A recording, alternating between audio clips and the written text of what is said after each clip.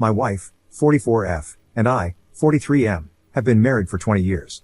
We started dating in high school when I was a junior and she was a senior, and we were long distance for her first 2 years of college while I was in high school and did 1 year at community college. Then we went to college in the same city for a year and have lived together since. We got married the summer after I graduated from college. Our marriage has been pretty great so far, but I initiated a divorce after I discovered that she was sleeping with multiple other men during the 2 years we were long distance. Just after Christmas, we got together with a few friends of hers from college to catch up, have dinner, and hang out. We talked about a lot of stuff, and my wife mentioned that we met in high school, not that we dated, just that we met. Her old college roommate commented that it was crazy that we met in high school, had a few wild years in college, and then ended up together. I played along and commented that I didn't know if my wife was as crazy as I was. The roommate started to tell a story, but my wife cut her off and said she was uncomfortable about it. I sensed something was up, so I said that we actually started dating in high school and were together for my wife's entire time in college. All of my wife's friends got real quiet, and the rest of the dinner was awkward. On the way out, one of her other roommates took me aside and said I should have an honest conversation about what happened in college. I asked my wife on the way home, and she kind of blew me off. I told her it was important that she was honest with me, and again she said it wasn't important. When we got home, I told her I was going to stay at my brother's house until she was ready to talk about what happened in college. The next day she came over and admitted to sleeping with several men during her first 2 years of college. She said she didn't consider it a big deal at the time because we were long distance and she didn't think a high school romance would last. I pressed for more details, and she said it was at least 10 different men, including at least 3 guys she introduced to me as friends when I came to visit on weekends and 1 guy she was still in contact with. I told her that I wanted a divorce and would be starting the paperwork as soon as I could, which I did on January 2nd. Her family and most of my family are telling me I shouldn't throw away my marriage over a few mistakes. I've stood by my belief that cheating on me with multiple men for years is unacceptable no matter when it happened, and the fact that she continued to maintain relationships with these guys right in front of me was an unacceptable amount of disrespect. We have 2 children, but they are 17 and 19, and I believe they will understand why I need to end the marriage. Am I wrong for leaving? I feel like I'm going crazy with the number of people telling me to overlook years of infidelity and decades of lies. Update 1.1. Holy crap, I'm glad I did this with a throwaway because the response here is unexpected. I obviously can't answer every question or comment, but I wanted to provide some details for common questions. The reason I posted this is that my wife and a few friends have been saying it's common to sleep with other folks when you're in a long-distance relationship and that I'm kind of the odd one out for not sleeping around. I felt like I was being gaslit, but I wanted an outside perspective. We live in a state with a waiting period to finalize a divorce, so I felt it was a reasonable idea to get some insight before things are finalized. After reading these comments, I see a handful of folks saying it's normal to sleep around during a long-distance relationship, but it seems to be a significant minority. We saw each other a couple of weekends a month during the 2-year college period. I lived about 3 hours away from her college, so it was long distance but not like cross-country. This was not a situation where we went months without seeing each other. The 3 guys I met while she was in college were meetups that happened during parties. The subject of me being her boyfriend didn't really come up, so I honestly don't know if these guys knew anything. The 1 guy we're still in contact with married a mutual friend from college. This is not some guy she secretly messages on the side, it's somebody we've talked to regularly for years. I've talked to him a few times since I learned about my wife. He said he didn't know we were dating at the time and has since blocked my wife on social media. Some folks have asked how the roommates didn't realize at our wedding that the timelines didn't work out. The main reason is that my wife and I had a very small ceremony with just close family in Texas, then went back to the East Coast to have a big party with friends. The typical reception and sharing details about how we met didn't really happen, so her roommates didn't realize we started dating before college. It sounds like they thought we only dated for the year we were both in the same city, then moved in together. I was open to therapy or some kind of attempt to save the marriage, but her insistence that this whole thing is common and I'm the one who's out of line is just too much for me. The only time she showed any remorse or even offered to reconcile is when I started filing paperwork. In the last week, she's gone back to saying she's right and I'm overreacting. This is also why I feel like I'm being gaslit. It seems obvious that this is a major issue, but I've got my wife and others telling me it's normal and I'm overreacting.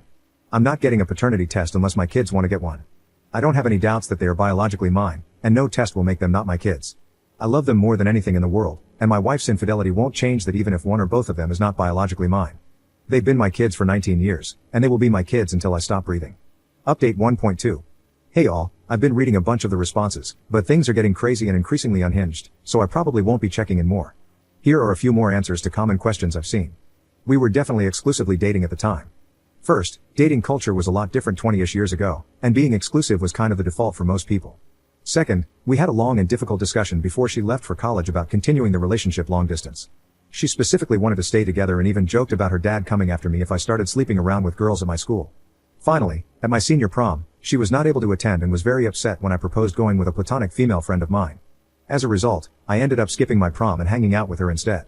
While we never said the word exclusive, I think the above reasons, combined with the general relationship before she left, are enough to assume exclusivity. Based on some comments here, I followed up with the friend that said I should have an honest conversation. She told me that 10 guys would be on the low end and that her biggest concern was that there was apparently at least one pregnancy scare that I didn't know about. I honestly don't think that really changes much. It's less about the number for me and more about the fact that she seems incapable of recognizing why this was wrong or why I feel betrayed. Thank you all for the helpful responses, even those that disagree with me. I will still be open to therapy if she's willing, but I honestly feel like it would be more about us being successful co-parents and finding closure than saving our marriage. Update 2. I wanted to provide some updates here as my original post got a lot of traction. First, let's talk about the things I learned about the situation in college.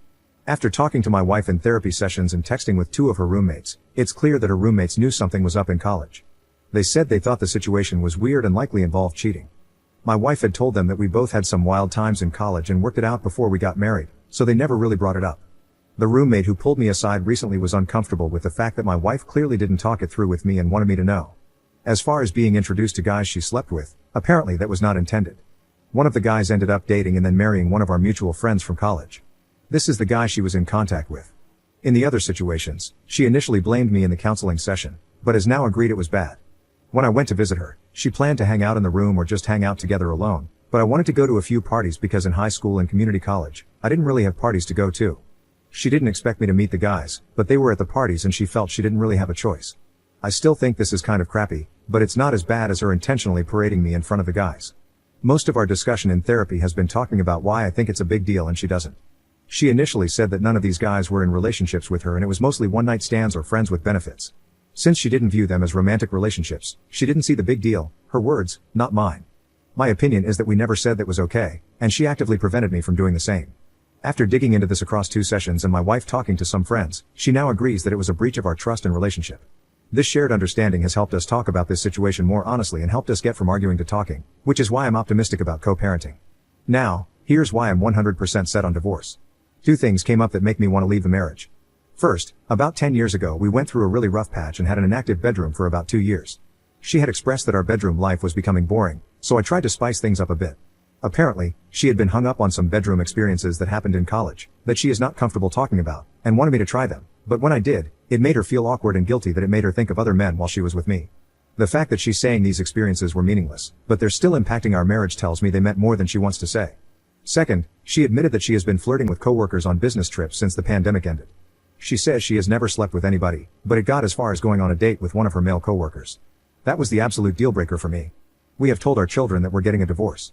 We told them it was due to some bad decisions that we made in college that we're having trouble moving past. My 19-year-old, who is in college, asked me if I cheated on my wife while she was away at college.